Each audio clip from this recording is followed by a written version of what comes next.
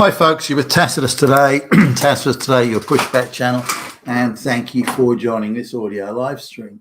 In this essay, I'd like to talk about the continued and escalating goings on around the Ukraine-Russia conflict. Now, as I've mentioned in other videos, this whole conflict isn't about Ukraine and Russia at all. It's about the globalists wanting to crush Russia or bring it to heel. Now, the extent the globalists will go to include rigging elections, rigging US presidential elections, which they did in grand style in 2020, or trying to falsely imprison any anti-globalist candidate, or even trying to assassinate them. And look what's happening in Europe. The Romanian guy that was not a pro-globalist. They've firstly had the election annulled, and then they're trying to throw the guy in prison. I mean, very, very American globalist style there. Now, when I thought the Zelensky-Trump thing, or the White House media thing, I thought that was really an accident of the moment that Zelensky got a little bit excited and that. Then I started to look and say that actually might have been choreographed, and was the question that was asked by the journalist that Zelensky used to go off on his diatribe there. What was that a prearranged thing? Also, Zelensky's, given his very ordinary command of English and the way he presented the arguments there in the White House suggested that it had been scripted for him. It just didn't seem like him talking. I'm not sure he understood fully all the implications of what he was saying. So my take is that he was sort of handed the globalist script to read from, which he did or had memorized and then regurgitated. So now within seconds of that meeting, that obviously had gone south, and you could tell Trump and Vance were quite unprepared and caught flat-footed. They didn't see this coming or know it was coming, which again suggested that it was an ambush that the globalists had organized. Now, the globalists know that Trump wants to end the war in Ukraine, which is fine. I mean, he campaigned on that, so everybody knows it. So the globalists don't want to let this go. They want to crush and destroy Russia or bring it to heel as a globalist stooge state, like they have all the European states, which I'll come back to in a minute. And it's probably a bit easier to really have a globalist takeover of Russia if they can just get rid of those damn Russian nationalists like Putin and so on, and just install globalist flunkies. And then Russia doesn't have Russia has some sham elections, and so it's even easier for the globalists to control a place like that than it would be, say, the United States, which they've temporarily lost full control of. Now, so this is all about again, turning Russia into a globalist satellite state. That's all it's about. It's not about anything else, and we need to come to grips with that. So when they realised that Trump wasn't going to go along and with it and is moving actively and energetically to end the war in Ukraine, the globalists are seeing the opportunity to bring Russia to heel slipping from their grasp, and they just can't have that. So they set Zelensky up and say, well, you go to America to have a meeting ostensibly about this minerals deal. You go there, and then in the media conference, we'll have a journalist in there that'll prompt you with a question. Then you can go off on your thing, and you can demand that the American government gives territorial guarantees and this and that, and the next thing you can make a little speech about how evil Putin is. Then we can make out Trump carries water for Putin. So this is what you have to do. And so within seconds of that media event in the White House, the globalist-controlled media are running with exactly the same talking points, exactly the same story, exactly the same interpretation in what was clearly a prearranged script. They couldn't have produced all that material to go to air that quickly and be that coordinated.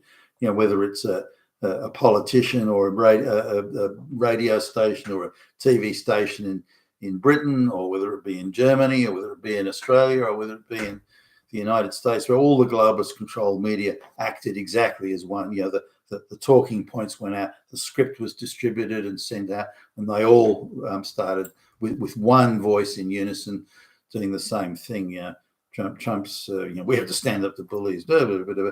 And then they had this, farce of a media event where Keir Starmer, that limp-wristed little stooge dweeb weasel, then walks around like he's some big tough dude.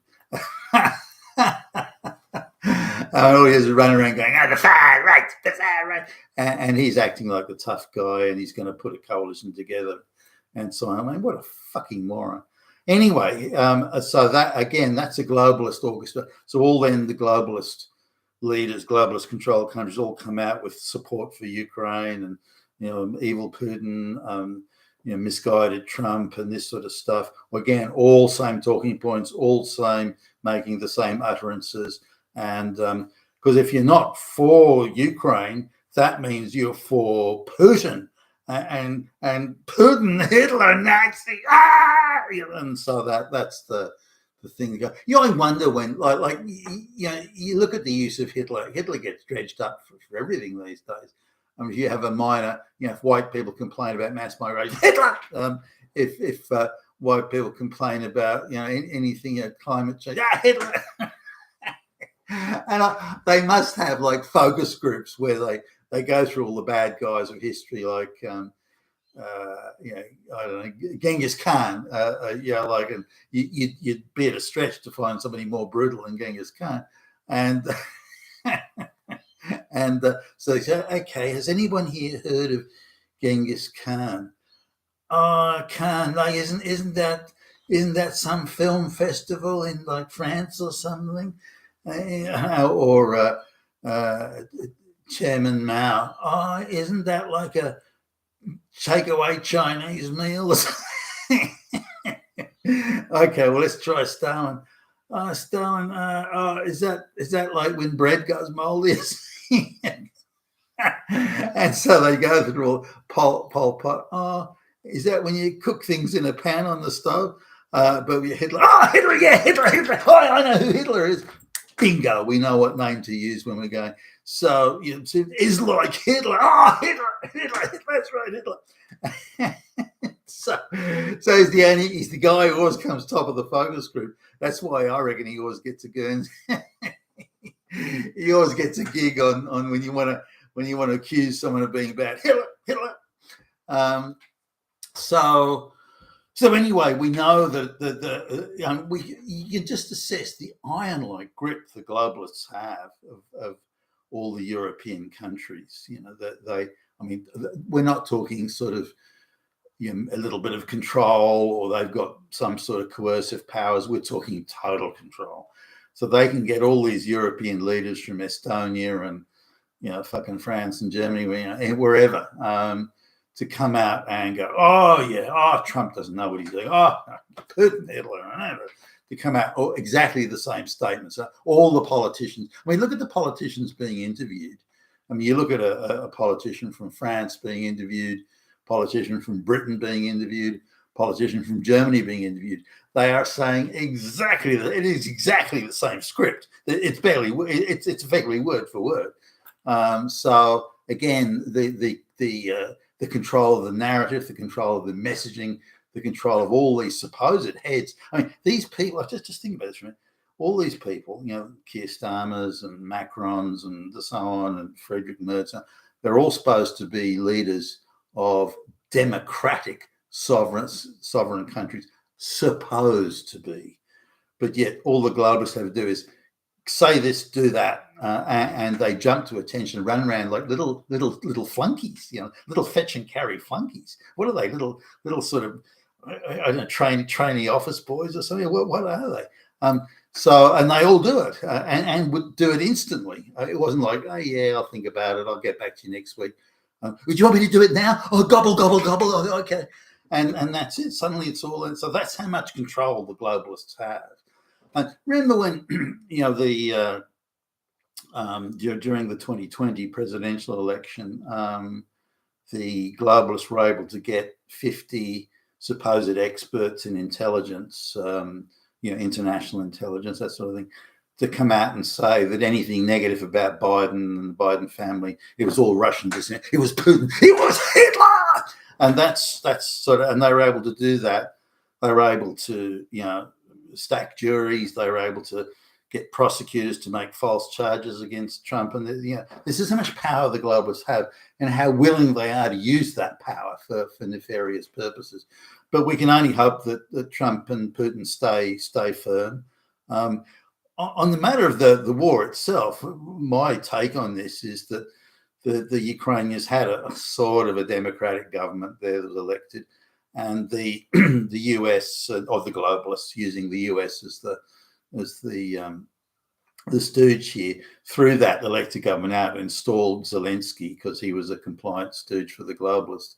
And then they organized and orchestrated the war with Russia, doing everything they could to provoke the Russians into some sort of military action, and then springboarding off there to then fund the Ukraine. Ukraine would have collapsed in 5 minutes if it wasn't for Western assistance, both logistical and military. So this is all globalists doing, and the globalists thought they had, or I think wrongly perceived, they had Russia on the ropes with all the sanctions and that sort of thing. I don't think it ever was that good. I don't think Russia was ever close to falling over. I saw a piece a couple of days ago saying, Russia's collapse is imminent. All we got to do is keep up the pressure for another day or two and it'll go down like a sack of shit. I don't believe that for a moment. I think Trump is acting President Trump is applying real politics to this. The war isn't going to end. Ukraine can't prosecute the war on its own. The cost in blood and treasure of perpetuating the war is achieving nothing for anybody. This sort of pie in the sky thing of Russia's going to collapse if we just keep the pressure on is bullshit. So in order to bring the war to an end, that should never have started in the first place, in order to bring the war to an end, then there are going to be concessions. Now, Zelensky running around the territorial integrity of Ukraine is, we have to protect democracy. Zelensky, there's no democracy there. This idea of territorial integrity is now, depending on which end of the telescope you look at, from an ideological, if you like, or historical ideology, Russia perceives Ukraine as the gateway into attacking or undermining Russia and Russian sovereignty. Now, this could be military or it could be commercial or whatever, but they do see being, it's a somewhat hostile neighbour and has always been. So the idea of having a hostile neighbour there that is also then controlled and manipulated as a puppet would be by foreign powers, that's undesirable for any government, regardless of who it is. So the Russians have every reason to. So as long as Ukraine stays neutral, there are no other foreign powers meddling in there, and they're completely neutral, that's okay. But if foreign powers want to get involved in that and use Ukraine, manipulate it to attack or undermine or threaten Russian interests, then we're going to have something to say about it. So don't do it. And Putin was absolutely crystal clear about that. But still, the globalists pushed it and created this problem. So coming out of it, this idea of there's the territorial integrity of Ukraine, I just simply don't believe that that's a valid argument anymore, not given the current circumstances. Now, Crimea was allocated to Ukraine as a move by the communist Soviet government. Crimea hasn't always been a Ukrainian province. For a long time, it was a Turkish province, interestingly. So anyway, this idea of a territorial integrity issue, that in itself is a furphy and is a waste of time to bring up. Zelensky talks about in terms of, well, there's no point in having a peace because Putin just won't agree to it, and therefore a peace can only exist provided there are territorial guarantees. Now, I do understand that, and I do agree that there should be an agreement that ensures Ukraine's absolute neutrality and that no one should have any influence over it, be it Russia or anyone else. And I do accept that, and that all parties should agree to that territorial integrity. That I do believe is is relevant and important, if anything, just to bring absolute finality to the conflict. The idea that Zelensky puts forward is that Ukraine has the sole right to determine what territorial boundaries represent territorial integrity, and I don't accept that's going to work, and I think that's rather foolish to play around with that. So, but anyway, does the war need to come to an end? Of course it does. The idea that the Europeans, I mean, again, under globalist control, and none of them are sovereign countries, the idea that the Europeans are insisting that the war should and must continue, for what reason? Can anyone put forward a reason? Oh, we stand up to bullies, Hitler, no, World War II. That's nonsense. That's absolute utter nonsense and hot air. And nobody saying it believes it. They're just talking again, the globalist talking points. I think President Trump is got the right view on this, that bring an end to the war and let's settle those territorial boundaries. Let's make sure all parties solemnly agree to it, and then issue the guarantees of Ukrainian integrity around that. I think that's the only possible solution at this stage. Anything outside of that would involve an escalation, which, as President Trump has mentioned, could potentially lead, if the conflict escalates, into a wider war, and that's hardly in anyone's interest. You've been with Tacitus today, your Pushback channel, and thank you for listening.